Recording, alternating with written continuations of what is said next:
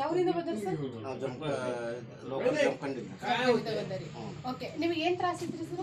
ಮೊಣಕಾಲ pains ಬರ್ತದೆ, swelling ಬರ್ತದೆ. ಹಿಂದಿ ಮುದಿಕರ ಎಷ್ಟು ದಿವಸ ಇತ್ರಿ ಈ ತರ ತ್ರಾಸ ನಿಮಗೆ? ಇದು ಭಾಳ ಒಂದು ವರ್ಷದಿಂದ ಭಾಳ ಒಂದು ವರ್ಷದಿಂದ ತ್ರಾಸ ಐತಿ. ಓಕೆ, ಈಗ ನಿಮ್ಗೆ ಯಾರು ಇಲ್ಲಿ ಹೇಳಿದ್ರಿ ನಮ್ಮ ದವಾಖಾನೆ ಆಯುರ್ವೇದಿಕ್ ಐತೆ ಅಂತ? ಇಲ್ಲಿ ಬಂದ್ ಹೋದ ಪೇಷಂಟ್ ಯಾರು?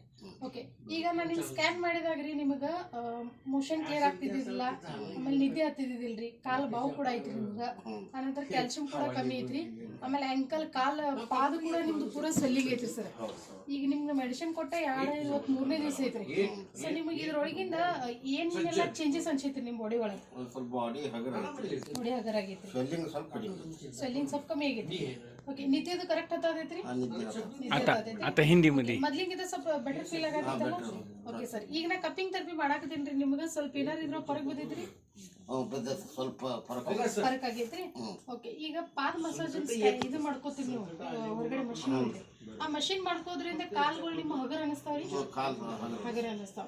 ಈಗ ನಿನ್ನೆಗಿಂತ ಮನೆಗಿಂತ ಕರ್ಗಬರು ಸ್ವಲ್ಪ ಕಮ್ಮಿ ಆಗೈತ್ರಿ? ಕಡಿಮೆ ಆಗೈತಿ. ಓಕೆ, ಈಗ ನಿಮ್ಗೆ ಏನ ಸೈಡ್ ಎಫೆಕ್ಟ್ ಆಗೈತ್ರಿ ಆಯುರ್ವೇದಿಕ್? ಏನಿಲ್ಲ. ಈಗ ಬೇರೆ ಯಾರೇ ಜನ ಬರೋರು ಇದ್ರಂದ್ರೆ ನೀವು ಆಯುರ್ವೇದಿಕ್ ಅವ್ರಿಗೆ ಏನಂತ ತಗೊಂತ ಹೇಳ್ಬೋದಲ್ಲ, ಪ್ರೊವೈಡೇಷನ್ ಮಾಡ್ಬೋದಲ್ಲ, ಏನ್ ಸೈಡ್ ಎಫೆಕ್ಟ್ ಅನ್ಸಿಲ್ಲ?